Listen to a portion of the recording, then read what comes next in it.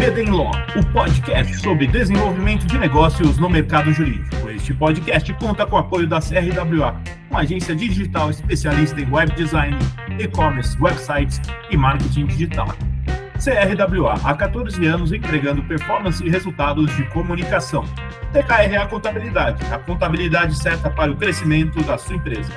Já ouviu falar em Legal Design? Não? Procura por Bits Legal Design, criando documentos que qualquer pessoa entende. Sejam muito bem-vindas e bem-vindos. Eu sou seu host, Gabriel Bedini, especialista em desenvolvimento de negócios no mercado jurídico. Estamos aqui com Daniel Gontijo, presidente da primeira Câmara de Arbitragem 100% digital do Brasil, a Arbitralis. Fundado por Daniel Gontijo, advogado e professor de Direito, e Henrique Lucchesi, especialista em tecnologia e inovação. A Arbitralis é uma plataforma brasileira que oferece serviços de resolução de disputas por meio da arbitragem, combinando agilidade, segurança jurídica e tecnologia. Daniel, seja muito bem-vindo e obrigado por aceitar o nosso convite. Nós que agradecemos, Gabriel. Boa noite a todos os ouvintes. É uma honra para a gente estar aqui nesse programa. É um trabalho essencial, o que a gente deseja fazer no futuro do nosso país. Então, esse trabalho de jornalista, podcast, programas, no geral, é a melhor maneira da gente levar para a população, para os colegas de trabalho, né, a solução que a gente criou aqui na Arbitragem. Muito legal, Daniel. Daniel, conta um pouquinho da sua trajetória, como que você foi parar aí nesse meio da arbitragem, como que surgiu essa ideia, como que foi isso aí? Desde bem pequeno, assim, o que mais me incomodou no mundo é a injustiça, sabe? E meu pai era do judiciário, antes de aposentar, então eu vivi muito dentro aqui do Tribunal de Minas, que inclusive me motivou a fazer direito, né? Essa ânsia por combater a injustiça, sabe? Então foi o caminho que eu busquei para realizar esse meu propósito de vida. A arbitragem na faculdade foi um tópico muito superficial, sabe? Na minha época, não teve um aprofundamento suficiente, até mesmo para eu entender muito o que era esse instituto, sabe? Então, a gente tem uma cultura no Brasil ainda muito forte de que a arbitragem é para casos muito grandes, muito cara, não é para o contrato ali de locação de imóvel do seu apartamento, sabe? Com o passar do tempo, eu fui vendo que é uma tendência mundial isso de arbitragem para conflitos dentro particulares começar a ser uma regra, né? Então, nos Estados Unidos, na África do Sul, recentemente minha irmã casou, foi passar lua de mel lá, ela me mandou o contrato de locação de carro lá da locadora e tinha arbitragem no contrato, sabe? Então, a gente vê que em vários países a arbitragem já é a regra, o que eu acho que é a tendência do Brasil, especialmente considerando o cenário que a gente tem de número de processos, tempo de solução de processos e até mesmo, eu acho, do papel do judiciário nesses assuntos, sabe? Eu acho aqui na arbitragem a gente tem um princípio de respeitar 100% as decisões dos tribunais superiores. Então, a gente tem a arbitragem de direito e por equidade, né? Então, aqui, na arbitragem, é sempre por direito. A gente pesa por esse respeito aos precedentes do STF, do STJ, e eu acho que talvez o principal papel do judiciário nesse tópico de contratos particulares é dar as diretrizes, né? E deixar os particulares terem uma forma de resolver eventuais conflitos de forma particular também, né? Então, essa minha ânsia em diminuir a injustiça foi o que me motivou a fundar a Arbitralis. Eu vi a oportunidade de criar uma instituição que viabilizava um acesso a uma justiça mais rápida, sabe? Mais acessível, mais, no meu conceito, mais justa, né? Que é uma justiça rápida, que respeita o entendimento dos tribunais superiores, que tem um custo acessível, que faz sentido, sabe?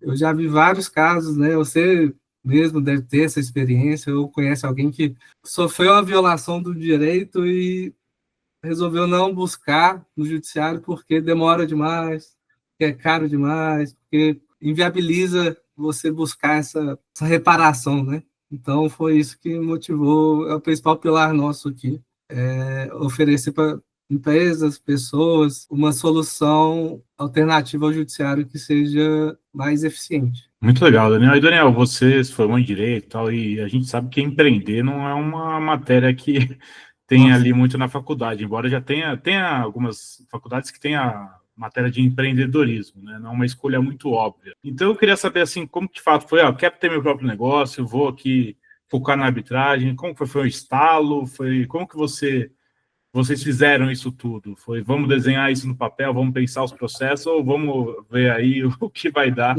e fazer a plataforma, não sei. Isso aí, realmente, a gente não tem uma cultura no nosso país de valorizar o empresário, né? A pessoa ali do empreendedor. Diferente dos Estados Unidos, que tem a figura, assim, por exemplo, do Fresh Start, que quando você queda, você simplesmente entrega suas dívidas para o governo, de forma bem resumida, né? Diferente da falência, né? A gente, no Brasil, tem uma visão muito de condenar o empresário que faliu. Você é um fracassado, você... né? A gente não tem uma visão assim, não, vamos lá, tenta de novo. Não é aquela coisa assim de abraçar. Só que tenho em mim uma veia de criar as coisas desde muito novo, sabe?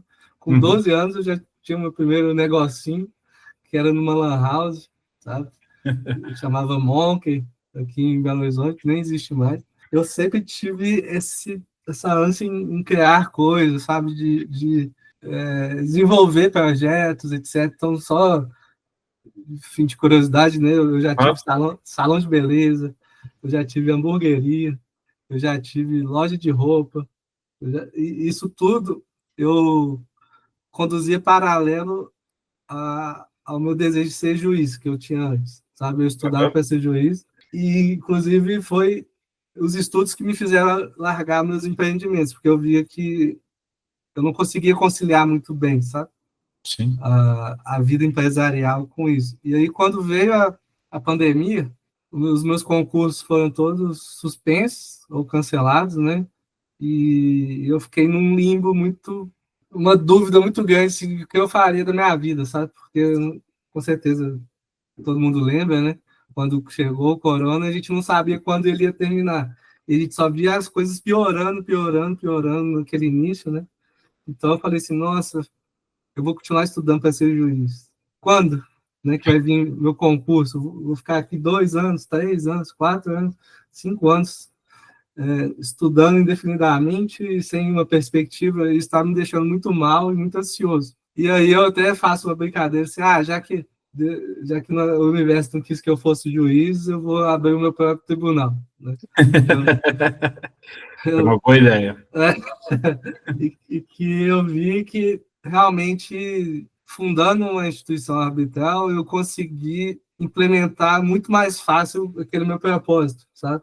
Que era de uma justiça rápida, uma justiça acessível, porque eu, como juiz, eu não vou conseguir interferir no Código de Processo Civil, por exemplo, em diminuir o número de recursos em causas simples, em diminuir as custas judiciais. Eu não ia ter essa autonomia, né, que eu tenho aqui hoje, de a gente ser a instituição hoje mais acessível financeiramente hoje do Brasil, né, com custas muito reduzidas, né? E essa minha experiência no empresariado, assim, digamos assim, me ajudou muito a ver também quantos negócios no Brasil deixam de ser concretizados pelo medo de ter que recorrer ao judiciário, sabe? Sim. Não que necessariamente vá recorrer. Então, assim, essa mais ou menos a veia que me fez insistir, porque quando eu fundei a Habitats, eu lembro até hoje, eu tinha juntado 10 mil reais que eu usava para viajar,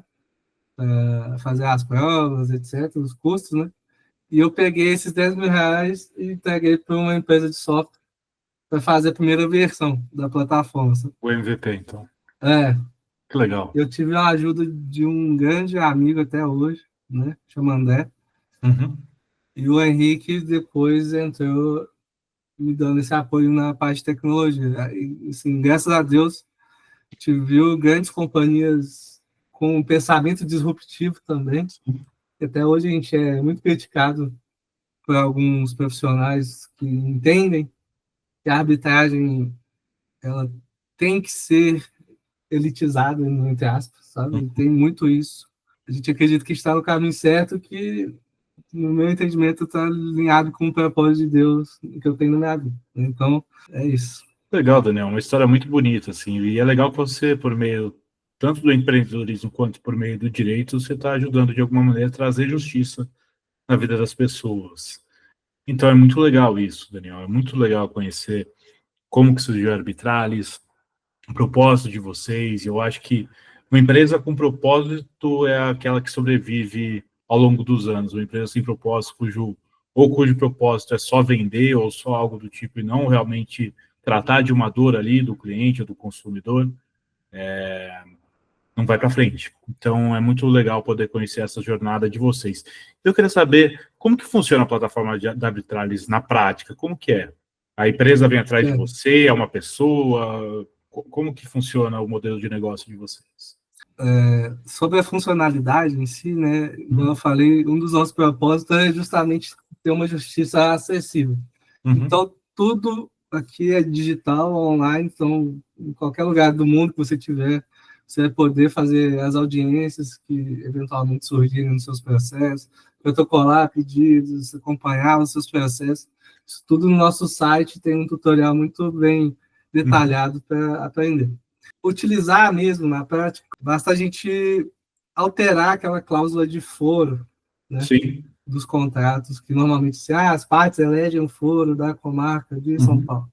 Alterar isso para inserir ou a nossa instituição ou outra de confiança da pessoa, igual Brasil-Canadá, ICC, Camargo, outras instituições que também prestam esse mesmo serviço de administrar o processo arbitral. A parte comercial nossa é mais nesse dia a dia mesmo, de mostrar soluções, igual nesse programa aqui hoje, a gente conversa, as pessoas descobrem, né, que existe, palestras, etc. Então, é mais difundindo o conhecimento que a gente traz às pessoas para utilizar a plataforma. Muito legal. Você faz ali, então, a ponte da pessoa com o árbitro, vocês têm árbitros próprios, vocês... Sim. É árbitro de vocês ou são árbitros recomendados? Ou se uma pessoa é um árbitro, ela pode se cadastrar? Como que funciona? Então, hoje a gente tem 2 quadros de árbitros, que são o quadro que as partes indicam. Então, vamos supor, você e uma outra pessoa estão com uma discussão e querem que um árbitro X julgue o seu processo. Vocês indicam esse árbitro, eu aqui na presidência e meus vice-presidentes, a gente avalia o currículo daquela pessoa, vê se realmente não tem nenhum conflito, porque, né, infelizmente, tem muitas situações erradas que acontecem, né, no nosso país, então a gente tem que ter um cuidado de apurar a veracidade das coisas ali. Né? Então a gente tem esse quadro que esses árbitros e árbitras, eles atuam no processo individual ali, e a gente tem um quadro permanente interno nosso, que é por meio de seleção. A gente, dependendo da demanda, né, com o crescimento da demanda, a gente abre essa seleção que funciona basicamente como um concurso público mesmo. Tem provas, a entrevista, e se a pessoa passar nesse nosso teste, nosso processo seletivo, né, essa pessoa integra o nosso quadro interno. E aí, quando chegam partes que não têm um árbitro para indicar, a gente faz um sorteio entre essas pessoas do nosso quadro interno. Então, a gente hoje trabalha dessa forma. Legal. E em que situações, na sua visão, a arbitragem digital é mais vantajosa do que o processo judicial? E eu queria saber se você tem algum caso que a Arbitralis atuou e gerou assim, um grande impacto. Se puder compartilhar com a gente, ia ser muito legal. Com o apoio que a gente tem tido do judiciário, né, em validar muito o nosso processo, as nossas decisões, a forma como nós conduzimos, a gente tem tido um estreitamento muito grande, especialmente no Tribunal de São Paulo, aí, na sua cidade, onde a gente tem tido um diálogo muito intenso com os desembargadores, né, a presidência, a corregedoria, para alinhar o nosso processo de forma que não tenha nenhum problema de discussão, de parcialidade, de nulidade processual, etc., porque realmente uma coisa nova, né? Essa Sim. arbitragem sumária, digamos assim, e massificada, que não era muito a cultura. Sim. Mas, de forma bem objetiva, eu acredito que esse tipo de arbitragem ela é melhor sempre para qualquer tipo de processo que seja viável à arbitragem. Justamente porque ela é muito mais rápida, financeiramente mais acessível, né? E você tem a possibilidade de indicar um juiz, ali, entre aspas, né? Um juiz, que a lei equipara o árbitro a juiz, que seja especialista na matéria que está sendo discutida, né? Infelizmente, não tem como a gente ser especialista em tudo. Então, os juízes, por melhor que seja a divisão de competência nos tribunais, tem matérias que são muito específicas, que é muito complicado ter uma especialização ali de alguém que está no judiciário, que tanto processo, etc. Então, no meu ponto de vista, aonde seja cabível a arbitragem, é a solução melhor que o judiciário para as duas partes, a não ser que seja algo muito recente, por exemplo, direito autoral com as inteligências artificiais, né, que não tem uma discussão ainda sedimentada nos tribunais. Se você decidir numa arbitragem, pode ser depois lá revista, etc., pelo judiciário. Mas eu sou um grande defensor, não puxando a sardinha, né, digamos assim, mas porque eu acho que é muito mais eficiente. E, respondendo a segunda pergunta, né, justamente ligada com essa resposta, a gente tem um estudo aqui do Tribunal de Minas que o custo médio de um processo é de cerca de R$ 9.700, vamos arredondar para R$ 10.000, né? Hoje, a gente já está chegando em 12 mil arbitragens concluídas, né? Então, imagina só o custo que a gente economizou para o judiciário, para o Estado, com essas 12 mil, né? Então, 12 mil vezes 10 mil dá 120 milhões de reais, né? Isso com a nossa taxa, que antigamente era R$ 500, né? E hoje é R$ 1.000 por arbitragem, né? Que beleza. Então, uma economia para os cofres públicos aí de pelo menos uns 100 milhões, né, de reais, de conflitos que foram resolvidos muito mais rápido, o que ajudou as partes, até as mesmas partes envolvidas. Então, a gente é muito recente ainda, muito pequeno, mas eu tenho muita fé de que esse impacto que a gente tem gerado, tanto para as companhias, para as pessoas que buscam a gente, e para o próprio judiciário, isso tende a escalar muito, né? Pelos nossos estudos, dos 20 e poucos milhões de processos anuais que a gente tem no Brasil, mais da metade poderiam ser resolvidos por arbitragem, né? Você imagina aí, é um número monstruoso. Não, e para a população também é um preço que você vai... Ali, se você for pensar, também é um custo bem acessível, né? Então, é muito legal isso, de acesso a bons árbitros, cara, é muito legal isso. Que bacana, cara. E assim, eu já tive casos aqui que eu vi, porque assim, eu diferente do judiciário, a gente não tem repasse do governo, né, Sim. para financiar a nossa operação, etc.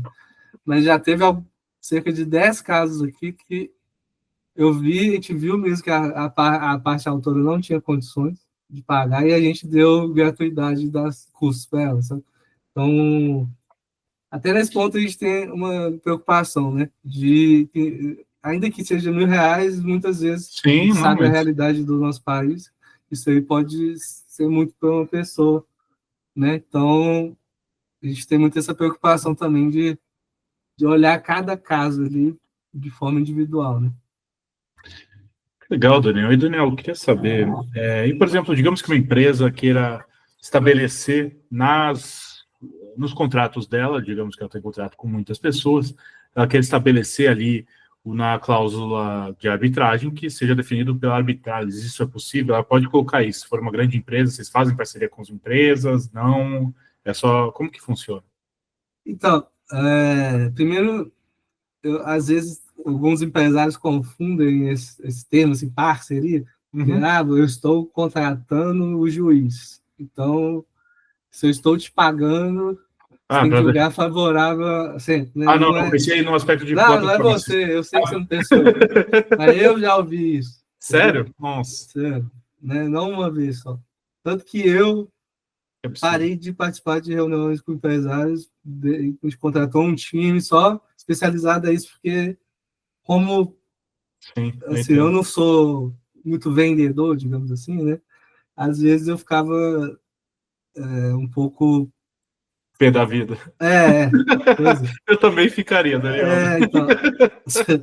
Mas assim, as parcerias que a gente faz, entre aspas, com empresas são para a questão de desconto no volume das custas, né? Então, uma empresa que tem 1.000 processos por mês, a gente dá um desconto ali de 10%, 20% em cada processo, nas custas, né? A gente tem algumas facilitadores na questão de faturamento, né? Então, por exemplo, uma empresa tem 10.000 processos.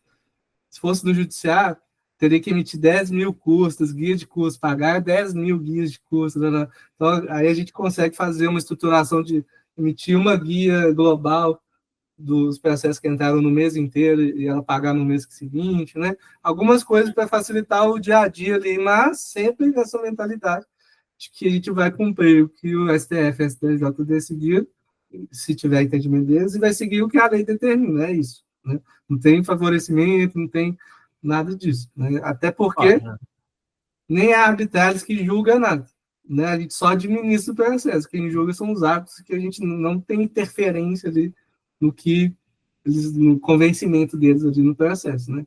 Então, assim, a primeira questão é essa, né? Só para esclarecer isso. Claro, mas sim. A utilização é muito simples, tem alguns cuidados, tá? Porque, assim, por exemplo, desde 2017, com a reforma trabalhista, a própria CLT autoriza incluir cláusula arbitral em contrato de trabalho, né? Se o salário for acima de 2 vezes, o teto do INSS, blá, blá. Mas a gente já vivenciou com outras câmaras, vendo outras câmaras fazendo isso, que isso não é o entendimento do Ministério Público do Trabalho, por exemplo. Teve uma outra Câmara aí que fez esse tipo de arbitragem, o Ministério Público, né, fiscalizou e eles foram obrigados a anular os últimos 5 anos de arbitragem trabalhista que fizeram, além de pagar a multa de R$1 milhão e postar no site deles assim, termo de acordo, assumir um compromisso que nunca mais na história dessa instituição vamos fazer arbitragem trabalhista. Então, assim, ainda tem alguns assuntos que são muito sensíveis, né? Então, outro também, que é muito sensível, com relação de consumo.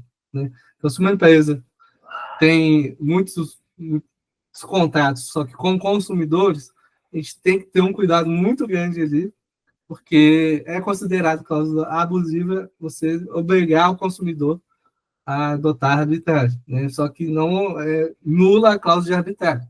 Não é isso. O cara nem fala assim, até pelo direito dele de ir no foro do consumidor. Né? Você não pode proibir ele de ir no foro pessoal dele. Né? Então, tem que ter alguns cuidados na redação da cláusula. Só que, por exemplo, contratos B2B, né? Entre empresas, fornecedores, onde não tem esses dois assuntos que eu acho que são os mais críticos hoje, que merecem maturidade ainda, basta alterar a cláusula de foro no contrato, igual eu disse. Né? E se quiser fazer algum tipo de parceria, a gente está sempre aberto a conversar nesse modelo, né? De descontos, um volume de processo, facilitar faturamentos, esse tipo de situação, a gente, como instituição, a gente está sempre aberto a conversar. Ô, Daniel, eu gostaria de saber que barreiras você acredita que precisam ser superadas para que o mercado abrace de vez a inovação dentro desse nosso mercado jurídico aí. Primeira, sem sombra de dúvida, o desconhecimento. Por isso que eu sou muito grato a trabalhos como o seu aqui, porque é isso que vai ser o primeiro passo. Porque as pessoas, quando elas desconhecem uma coisa, elas desconfiam. e por desconfiar, acaba nem querer buscar mais entender aquilo, né? Eu já vi vários empresários em conversas falando assim, mas por que eu nunca ouvi falar disso antes? Por que ninguém usa isso? Isso aí, sabe, dá uma sensação de que é golpe, e infelizmente a gente está num país que é muito comum, Sim. Né? Esse tipo de questão de golpe, a gente vê isso acontecendo o dia inteiro, especialmente golpes virtuais, né? Desconhecimento, 100% é a primeira barreira a ser vencida. E eu achava que não, mas eu acredito agora que um alinhamento mais forte entre o judiciário e as instituições de arbitragem também precisa ser feito, também por essa questão, talvez, de grande parte das pessoas, né, conhecerem alguém que foi golpe de alguma situação, que sofreu algum golpe mesmo financeiro, porque, como instituto, a gente é muito valorizado, especialmente pelas instâncias superiores, sabe? Ministro Alexandre de Moraes, o presidente da STF, o ministro Sebastião, o Roberto Barroso, a gente vê que em vários pronunciamentos deles, vários, a gente tem uma lista gigantesca de gravações de pautas deles, em que eles param os votos, entre os votos, e falam assim, gente, a gente não aguenta mais, a gente precisa valorizar meios alternativos de acesso à justiça. O Alexandre de Moraes teve uma fala dele que ele basicamente resumiu o que é arbitragem, sabe? Que ele falou assim, a gente precisa de uma instituição acessível para cuidar de casos em massa pela arbitragem. Então, a gente vê que os tribunais superiores estão bem alinhados com o que a gente se propõe a fazer. Só que o Brasil é um país que tem um judiciário muito capilarizado. Todos os juízes de primeira instância têm a mesma autonomia de convencimento e de poder decidir, né? E a gente tem visto em determinados comarcas, chega num ponto que começa a ter uma desconfiança com essa forma de conduzir a arbitragem, sabe? E eu acho que a gente precisa ter uma união, começar a ter essa união maior entre as instituições de arbitragem e o judiciário, sabe? Que sempre vi como segregado, assim, sabe? A gente está aqui na nossa casinha de arbitragem, o judiciário está na casinha deles, da justiça ali. Eu acho que tem que ser uma conversa ali, uma troca, um alinhamento em conjunto, que é o que a gente preza aqui. Daniel, sim, sensacional a nossa conversa aqui hoje. Muito bom poder aprender com você, conhecer mais o trabalho da Arbitralis. E eu gostaria de agradecer a sua presença aqui no Bedem Law e por ter compartilhado a sua experiência com a gente. E eu queria saber se você tem algum contato para deixar para quem quiser conhecer você, conhecer a Arbitralis, o espaço é seu. Igual eu falei, a gente que agradece, né, o convite, está sempre à disposição, quando quiser gravar, chamar de novo, a gente vai ser sempre uma honra e uma alegria estar aqui conversando com você. No meu LinkedIn, no LinkedIn da Arbitralis, né, basicamente é a forma mais fácil. A gente tem o Instagram da Arbitralis também, que é @Arbitralis. E o nosso site, que é arbitralis.com.br, tem o WhatsApp da nossa central de atendimento, né, onde pode tirar dúvidas e encaminhar para a área específica. E basicamente é isso. Eu espero muito que a gente continue tendo pessoas igual a você que apoiam a gente, né, que tem essa mentalidade de unir esforços para um propósito que eu acho que é positivo para todo mundo. E coloca à disposição para tirar dúvidas de quem entrar em contato. Daniel, muito obrigado, então. E, pessoal, a gente vai ficando por aqui. Não deixe de nos seguir nas redes sociais. Estamos lá no Instagram, no @BedemLaw, e no meu LinkedIn, Gabriel Bidini, onde vocês vão encontrar conteúdo sobre desenvolvimento de negócios e mercado jurídico. Este é o Bedem Law, o podcast sobre desenvolvimento de negócios no mercado jurídico. Nos vemos no próximo episódio e até lá. Bedem Law, o podcast sobre desenvolvimento de negócios no mercado jurídico. Este podcast conta com o apoio da CRWA, uma agência digital especialista em web design, e-commerce, websites e marketing digital. CRWA, há 14 anos entregando performance e resultados de comunicação. TKRA Contabilidade, a contabilidade certa para o crescimento da sua empresa. Já ouviu falar em Legal Design? Não? Procura por Bits Legal Design, criando documentos que qualquer pessoa entende.